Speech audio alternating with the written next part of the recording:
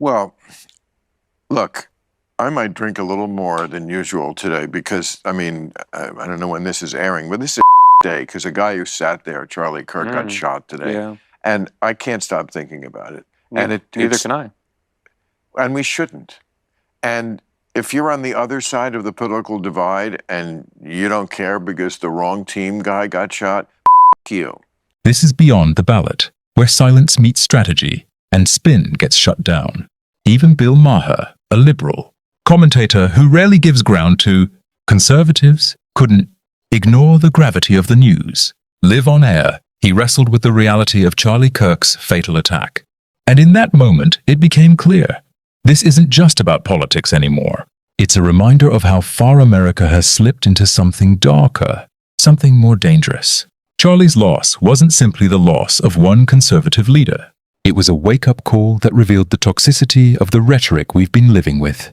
From college campuses to the halls of Congress, the tone of the conversation has shifted. The culture itself feels different now. Heavier, sharper, more volatile. And when even Bill Maher begins to acknowledge that shift, you know the reality is cutting through. If you're finding this breakdown valuable, don't forget to hit that like button. It helps the channel reach more people.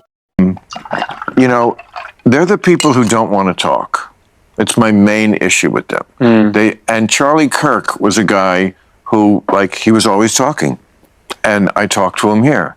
You know, the right-wingers say what you want about them, but they talk to you. They're not into this leftist thing. The left really has much more of I don't talk to you, I don't want to deal with you, you're deplorable, I can't break bread with you. Yeah. That attitude, and all the right-wingers, they don't have that attitude. Now, again, I didn't vote for them.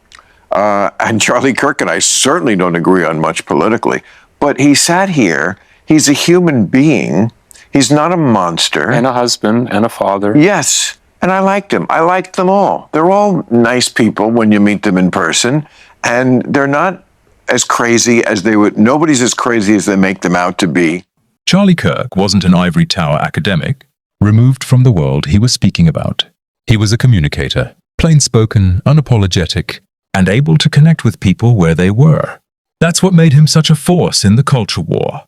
He spoke to young people directly, cutting through the noise with simple truths that resonated. That's how Turning Point USA grew from a scrappy campus idea into a $95 million national movement with thousands of chapters. Kirk helped make conservative politics relatable to a generation that many thought had already been lost to the left. The results spoke for themselves. In the 2024 election, youth conservative turnout jumped by 15%. That wasn't an accident. That was Charlie Kirk's impact. And here's the key point. The left didn't resent him because he was extreme.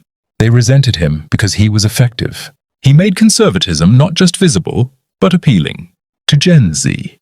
And instead of responding with stronger ideas or better arguments, the reaction too often came in the form of cancel culture, smear campaigns, and, tragically, political violence. Even Bill Maher, someone who has clashed with Kirk politically, has had to admit that this decline in our culture is real. And when voices from the left start to acknowledge it, that's a sign of how undeniable the truth has become. He was shot under a banner that said, "Prove me wrong," because he was a debater. And too many people think the way to do that, to prove you wrong, is to just eliminate you from talking altogether. So the people who mocked his death or justified it, I think you're gross, I have no use for you. The people who are saying now we're at war, I have no use for you. So my first question, true or false? I think the real war is not between left or right. It's for the people it's between the people on both sides who want a war and the people who don't. I mean, I think that's accurate. I knew Charlie for 13 years, and when he was a kid, he was like an 18-year-old kid when I first met Charlie in the Breakers in Palm Beach, and he was fundraising, running around, and I watched him, grow into a man and watch him, get married and have a couple of very young kids. And whatever you thought of Charlie's views is irrelevant. The fact is that what he made his living doing and what he actually did quite well, made himself really good at this, was just going and talking to people on the other side, and that's what he was killed doing. He was literally in the middle of answering a question and picked up the microphone was shot in the throat. And we do have a serious problem in this country with people who believe that violence is the proper response to speech, and that does skew young. Here's the part that establishment media will never say out loud. Polling now shows that the number of Democrats who openly admit political violence against conservatives is justified has doubled in just the last 5 years. That's not a fringe problem anymore. That's a cultural shift. Charlie Kirk himself warned about this before his death. In one of his final tweets, he cautioned that the left's rhetoric is breeding killers. At the time, critics dismissed it as partisan exaggeration. But tragically, the events that followed proved him right. The words we use don't just float into the air. They shape culture, they influence behavior, and in this case, they created an environment where violence against political opponents became thinkable, and for some, even acceptable. That's why I love to have people like Charlie Kirk sit there as he did, because I'm not going to agree with most of what he says. Yeah. First of all, he was very Christy and all that. Yeah. I'm an atheist, but it's okay. He's a human being and not a dummy. And unless people get it through their thick f***ing skulls, you're going to have to talk to people. Let me tell you something, Bill. We've had over 200 guests here sitting in that chair. I would guess at least a quarter of them say something that is full-on bonkers, in my view. Okay. You know, you just got to get over yourself and talk to these people. And for all those assholes who are like, you know, I can't believe you talked to Trump. Okay, I'm not even going to go into why that's such a stupid opinion, but just where does it end? All right, I can't talk to him. Who's next? People who voted for him? Can I not talk to Joe Rogan? Right. Can't even talk to him. What about Sylvester Stallone? He's such a great guy. Stallone, Rocky. Really? I can't talk to him? Fuck off with this bullshit. Yeah. You know? Charlie, Kirk's strength wasn't just in winning debates, it was in humanizing the fight. He could be sharp and fearless, but still come across as relatable. Even Bill Maher, who rarely agrees with conservatives, admitted that Kirk was likable. And that, in many ways, was his crime in the eyes of the left.